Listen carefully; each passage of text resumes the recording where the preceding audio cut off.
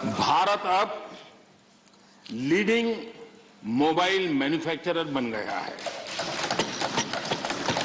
और एक्सपोर्ट में भी उसका योगदान बढ़ रहा है। ऑटोमोबाइल और बैटरी इस क्षेत्र में भी पीएलआई स्कीम उत्साहजनक परिणाम दे रही है। जब इतने बड़े स्तर पर मैन्युफैक्चरिंग और वो भी ज्यादातर एमएसएमई सेक्टर के द्वारा होता है तो स्वाभाविक है दुनिया के देशों से ऑर्डर भी मिलते हैं, ज्यादा अवसर भी मिलते हैं। और सत्य ये है कि इंजीनियरिंग गुड्स जो बड़ी मात्रा में एमएसएमई बनाते हैं, इस समय जो एक्सपोर्ट का आंकड़ा बड़ा बना है उसमें ये इंजीनियरिंग गुड का भी बहुत बड़ा योगदान है। ये भारत के लोगों के कौशल्य का और भारत के एमएसएमई की ताकत को प्रदर्शित करता है। हमारी डिफेंस मैन्युफैक्चरिंग इंडस्ट्री को हम देखें,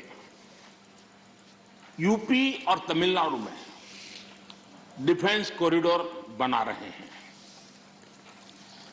एमओयू जो हो रहे हैं, जिस प्रकार से लोग इस क्षेत्र में आ रहे हैं, एमएसएमई क्षेत्र के लोग आ रहे हैं डिफेंस के सेक्टर में, ये अपने आप में उत्साहवर्धक है कि देश के लोगों में सामर्थ्य है और देश को डिफेंस के क्षेत्र में आत्मनिर्भर बनाने के लिए हमारे एमएसएमई क्षेत्र के लोग बहुत साहस जुटा रहे हैं, आगे आ रहे हैं।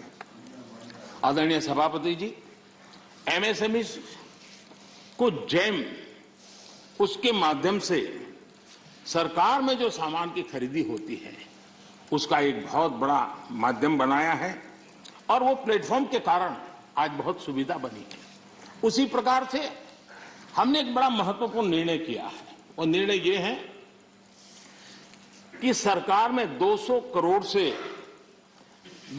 रुपए तक के जो टेंडर होंगे वो टेंडर ग्लोबल नहीं होंगे, उसमें हिंदुस्तान के लोगों को ही अवसर दिया जाएगा और जिसके कारण हमारे एमएसएमई सेक्टर को और इसके द्वारा हमारे रोजगार को बल मिलेगा।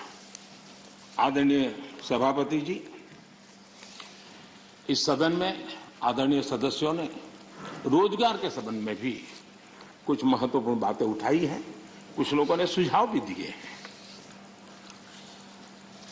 कितनी जॉब क्रिएट्स हुई है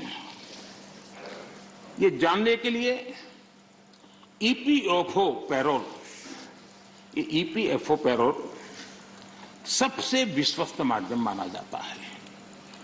साल 2021 में लगभग 1,20,00,000 नए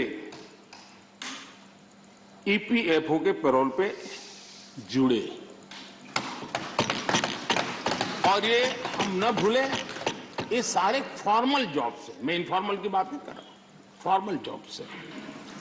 और इनमें भी 60-65 लाख 18 से 25 साल की आयु के हैं। इसका मतलब ये हुआ कि उम्र पहली जॉब की है, यानी पहली बार जॉब मार्केट में उनकी एंट्री हुई है।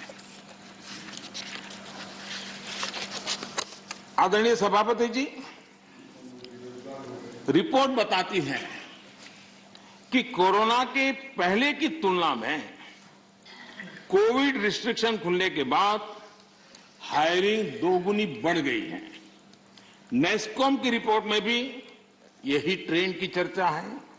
इसके अनुसार 2017 के बाद डायरेक्ट इनडायरेक्ट करीब, नेस्कॉम का कहना है, 27 लाख जॉब्स आईटी सेक्टर में, और ये सिर्फ स्किल की दृष्टि नहीं, उससे ऊपर के लेवल के लोग होते हैं जिनको रोजगार प्राप्त हुआ है।